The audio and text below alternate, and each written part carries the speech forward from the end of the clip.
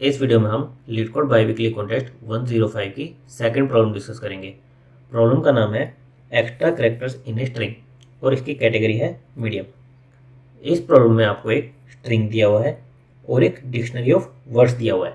आपको इस given string को इस तरह से सबस्ट्रिंग्स में डिवाइड करना है कि वो जो सबस्ट्रिंग्स हो वो आपकी डिक्शनरी में प्रेजेंट हो, और अगर प्रेजेंट नहीं है तो उनको आप क्या कंसिडर करोगे, एक्स्ट्रा कैरेक्टर्स, और इन एक्स्ट्रा कैरेक्टर्स को आपको मिनिमाइज करने की कोशिश करनी है। हम इसे एक एग्जांपल की हेल्प से देखते हैं। हमें एग्जांपल दिया है लीड्स कोड, ये हमारा स्ट्रिंग है। डिक्शनरी में हमें क्या क्या दिया है, लीड कोड, लीड कोड, ये हमें डिक्शनरी दी है। इसमें अगर हम देखें लीड, ये हमारा डिक्शनरी में प्रेजेंट है, और कोड ये भी हमारा डिक्शनरी में प्रेजेंट है। इस एस को हम कहीं इंक्लूड नहीं कर सकते, तो ये एस हमारा क्या होगा, एक्स्ट्रा कैरेक्टर। तो इसलिए हमने क्या रिटर्न कर दिया, 1, कि हमने स्ट्रिंग को इस तरह से ब्रेक किया, एक लीड में, एक एस में और एक कोड में। इसमें से एस हमारा प्रेजेंट नहीं है तो उसका साइज कितना हो गया, 1, वो हम रिटर्न कर देंगे। सिमिलरली हमारा दूसरा एग्जांपल है से हेलो वर्ल्ड, और डिक्शनरी में दिया हेलो वर्ल्ड। तो इसमें से अगर मैं हेलो देखूं, ये मेरा डिक्शनरी में आ गया, वर्ल्ड मेरा डिक्शनरी में आ गया, SAY ये तीनों मेरे डिक्शनरी में कहीं नहीं आए, तो मुझे क्या रिटर्न करना पड़ेगा, इनका काउंट 3 हमने रिटर्न कर दिया। तो हमें हमारे गिवन स्ट्रिंग को इस तरह से सब स्ट्रिंग में डिवाइड करना है कि हमारी डिक्शनरी में जब उन्हें ढूंढे तो वो मिल जाए, और जो रिमेनिंग लेटर्स हो उनका काउंट मिनिमम आए। नाउ इसकी ब्रूट फोर्स अप्रोच हम क्या सोच सकते हैं, हम सारे सब स्ट्रिंग्स ट्राई करें। बेसिकली मैं L ये ट्राई करूं और इस पर रिकर्शन कॉल कर दूं, LE ये ट्राई करूं और इस पर रिकर्शन कॉल कर दूं, LEE एक सब स्ट्रिंग ये लूं और बचे हुए के लिए रिकर्शन कॉल कर दूं, LEET ये लूं और बचे हुए के लिए फिर से कैलकुलेट करूं, फिर LEETS ये ट्राई करूं और बचे हुए के लिए रिकर्शन कॉल कर दूं। बेसिकली मैं सारे के सारे पार्टीशंस ट्राई करूं और देखूं कि क्या मेरा कोई पार्टीशन मेरी डिक्शनरी में प्रेजेंट है या नहीं है। अकॉर्डिंगली मैं अपने स्कोर को अपडेट करूं। बेसिकली हम क्या कह रहे हैं कि अगर हमें एक डिक्शनरी दी हुई है और हमें एक स्ट्रिंग दिया हुआ है, तो हम इस स्ट्रिंग के सारे सब स्ट्रिंग्स ट्राई करें। बेसिकली हम L ट्राई करें, LE ट्राई करें, LEE ट्राई करें, LET, फिर S तक, फिर C तक, फिर O तक, फिर D तक, फिर E तक। मैं ये सारे सब स्ट्रिंग्स ट्राई करूँ और हर एक सब स्ट्रिंग को चेक करूँ कि क्या वो मेरी डिक्शनरी में प्रेजेंट है या नहीं है। जैसे अगर मैं ये वाला लूँ तो इसमें मैं क्या करूँगा, L प्लस इस बचे हुए जो भी मेरा, ये मान लेता हूँ मैं, इसके लिए एक रिकर्सिव फंक्शन लिख दूंगा कि इस बचे हुए सब स्ट्रिंग का स्कोर मुझे लाकर दे दे कि इस सब स्ट्रिंग के लिए मेरे कितने एक्स्ट्रा कैरेक्टर्स बचेंगे।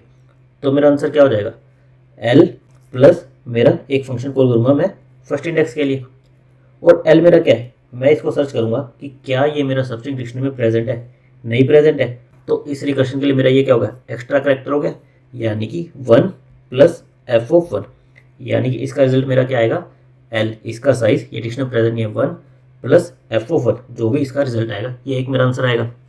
सेकंड में क्या ट्राई कर सकता हूँ, LE, इन दोनों को कंसिडर करूँ, यानी कि LE प्लस बचे हुए के लिए मैं एक फंक्शन लिख दूँ, f(2), बेसिकली एक रिकर्सिव फंक्शन लिख दूँ कि बचे हुए का स्कोर मुझे लाकर दे दो।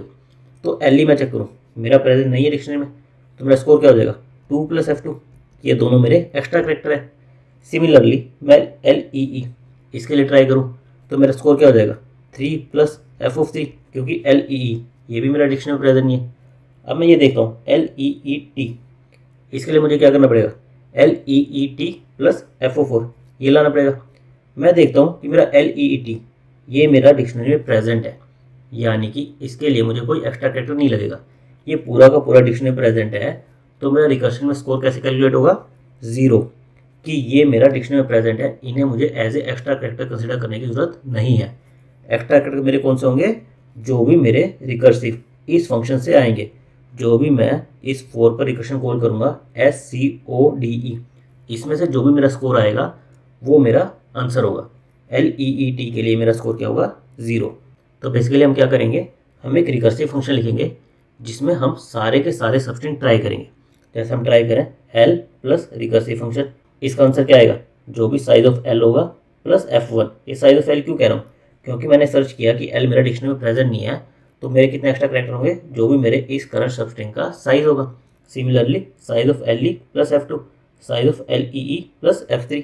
अब लीड के केस में मेरा क्या हुआ, ये प्रेजेंट था, तो साइज लेने की बजाय मैंने क्या लिया, 0, कि ये मेरा डिक्शनरी में प्रेजेंट है, प्लस f4।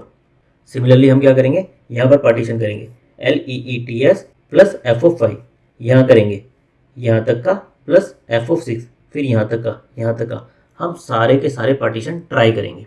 तो ये बेसिक हमारा रिकर्शन रहेगा। नाउ इसकी हमारी बेस कंडीशन क्या होगी, जब भी हम आउट ऑफ एरे का इंडेक्स कंसीडर करने की कोशिश करेंगे, हम स्ट्रिंग के बाहर चले जाएंगे तो हमारी बेस कंडीशन होगी, उस केस में हम डायरेक्ट रिटर्न कर जाएंगे। अदरवाइज हम क्या करेंगे, हमारा एक सब स्ट्रिंग कंसीडर करेंगे, उसको देखेंगे डिक्शनरी प्रेजेंट है नहीं है, फिर उसका स्कोर कैलकुलेट करेंगे और हमारा नेक्स्ट के लिए यहाँ से हम रिकर्शन आगे कॉल कर देंगे। नाउ हमें हर एक स्ट्रिंग को ये चेक करना है कि ये डिक्शनरी में प्रेजेंट है या नहीं है। एक तरीका तो क्या है, मैं 1 बाय 1 स्ट्रिंग से कंपेयर करूँ, तो इससे तो मेरा क्या होगा, हर बार मुझे इस स्ट्रिंग को इससे कंपेयर करना है, फिर इससे कंपेयर करना है, इससे कंपेयर करना है, तो इससे हमारा टाइम ज़्यादा लगेगा। हम इसको इम्प्रूव कैसे कर सकते हैं, हम इस डिक्शनरी को एक मैप में स्टोर कर लें, एक अनऑर्डर्ड मैप बनाए जिसमें हम ये कह दें लीट, ये हमारी की हो गई, ये प्रेजेंट है, यस ट्रू। कोड, ये प्रेजेंट है, यस ट्रू। लीट कोड, ये प्रेजेंट है, ट्रू। तो हम सीधा सीधा इस मैप में देख लें, हमारा जो भी सबस्ट्रिंग है वो हम इस मैप में देख लें कि प्रेजेंट है या नहीं है। हमारे मैप में अगर प्रेजेंट है तो इसका मतलब क्या हुआ, ये हमारी डिक्शनरी में प्रेजेंट है, अदरवाइज डिक्शनरी में प्रेजेंट नहीं है।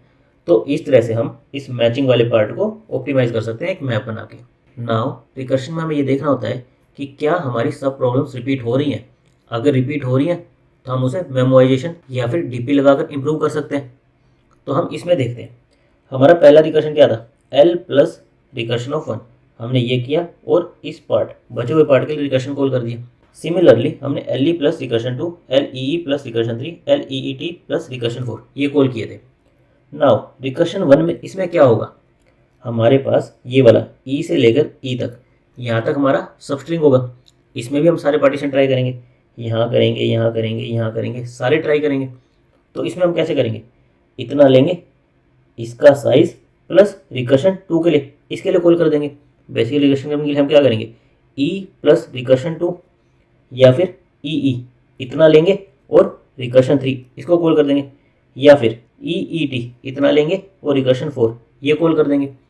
तो हमारी देखो F2 F2 F3 F3 हमारी सब प्रॉब्लम्स रिपीट होंगी। तो इसके लिए हम क्या कर सकते हैं, इसको डीपी लगा के मेमोराइज कर सकते हैं।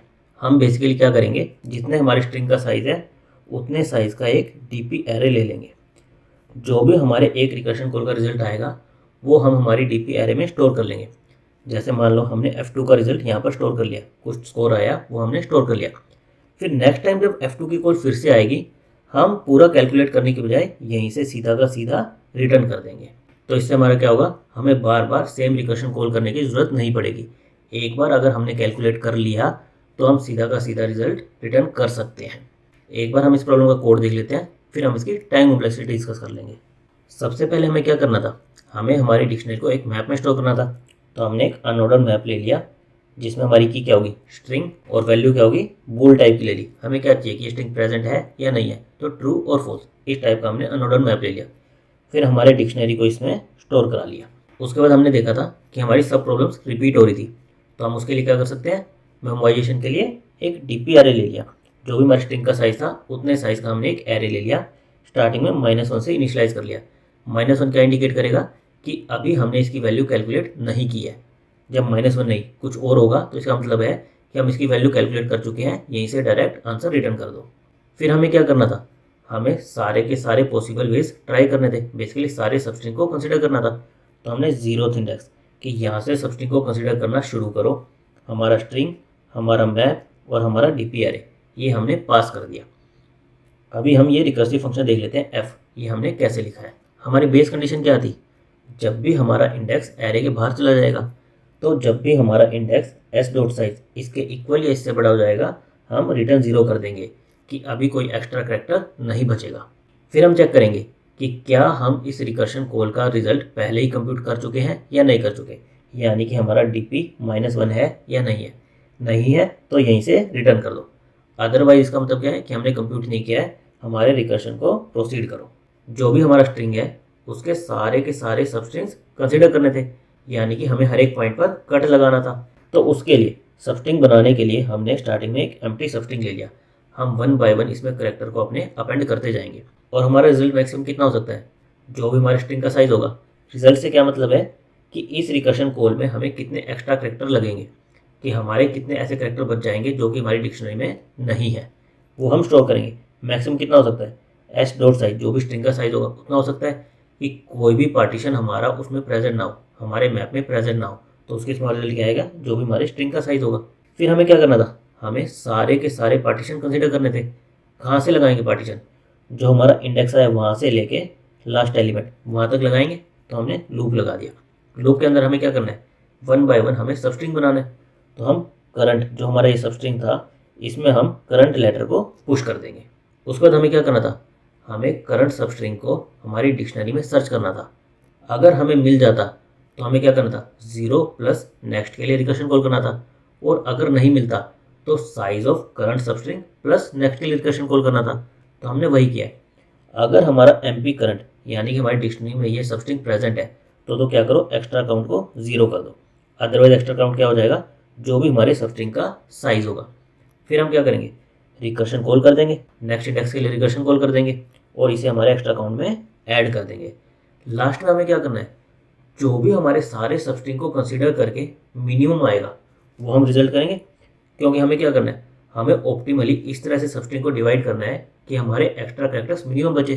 तो हम जो भी सारे पार्टीशन ट्राई कर लेंगे उन सब का आंसर हमारे पास आ जाएगा, उसका जो मिनिमम होगा वो हम रिटर्न करेंगे। तो हम रिजल्ट में मिनिमम ऑफ रिजल्ट और एक्स्ट्रा काउंट ये स्टोर करा लेंगे। लास्ट में हम इसे रिटर्न कर देंगे और रिटर्न करने से पहले इसे हम हमारी डीपी में भी स्टोर करा लेंगे ताकि नेक्स्ट टाइम हमें इसे दोबारा कंप्यूट ना करना पड़े। इसकी हमारी टाइम कॉम्प्लेक्सिटी क्या होगी, हम क्या कर रहे हैं, हम जो भी हमारा स्ट्रिंग है उसके सारे के सारे सबस्ट्रिंग कंसीडर कर रहे हैं। स्ट्रिंग के सबस्ट्रिंग्स कितने होते हैं, एन स्क्वायर होते हैं। बेसिकली हम एक आई को फिक्स कर देते हैं, फिर आई से लेके एक एक एलिमेंट ऐसे इंक्रीज करते हुए एंड तक लूप चलाते हैं। फिर हम आई को एक आगे लेके जाते हैं, फिर यहाँ से सिंगल एलिमेंट, 2 एलिमेंट, 3 एलिमेंट, इस तरह से लूप चलाते हैं। तो हमारा एक आउटर लूप चलता है आई के लिए, एक इनर लूप चलता है जे के लिए, जिसमें हम हमारे सबस्ट्रिंग्स को कंसिडर करते हैं। तो ओवरऑल हमारे सबस्ट्रिंग किस रेंज में आ जाते हैं, एन स्क्वायर की रेंज में। तो जितने हमारे सबस्ट्रिंग्स होंगे उतनी हमारी टाइम कॉम्प्लेक्सिटी होगी। तो हमारी टाइम कॉम्प्लेक्सिटी क्या आ जाएगी, ऑफ एन स्क्वायर। या फिर अगर आप इसको दूसरे वे में देखना चाहो, हम डीपी में क्या कर रहे हैं, हमारी एन स्टेट्स होगी, एक सिंगल एरे ले रहे हैं स्ट्रिंग के साइज का, हमारी एन स्टेट्स होगी और हर एक स्टेट को कंप्यूट करने के लिए हम क्या करेंगे, हम उससे आगे वाले स्ट्रिंग को पूरा पार्टीशन करेंगे। बेसिकली हर एक पार्टीशन ट्राई करेंगे इस लूप में। तो हमें एन स्टेट्स कंप्यूट करनी है और हर एक स्टेट को कंप्यूट करने के लिए हमें एन साइज का लूप चाहिए। तो एन इंटू एन हमारा एन स्क्वायर टाइम लगेगा। हमारा स्पेस कितना लगेगा, एक स्पेस हमारा लगेगा डीपी के लिए और दूसरा स्पेस हमारा किसके लिए लगेगा, ये अनऑर्डर्ड मैप बनाने के लिए। डीपी का स्पेस तो हमारा किसके इक्वल होगा, जो भी हमारा स्ट्रिंग का साइज होगा, एस डॉट साइज इसके इक्वल होगा। और हमारे अनऑर्डर्ड मैप का साइज किसके इक्वल होगा, जो भी हमारा डिक्शनरी का साइज होगा प्लस जो भी इसके अंदर हर एक स्ट्रिंग का एवरेज साइज होगा। तो हम स्ट्रिंग का साइज मान लेते हैं एन, हमारी डिक्शनरी का साइज मान लेते हैं एम और हर एक स्ट्रिंग का एवरेज साइज मान लेते हैं के। तो हमारी स्पेस कॉम्प्लेक्सिटी क्या आ जाएगी, एन प्लस एम इंटू के। Thank you guys.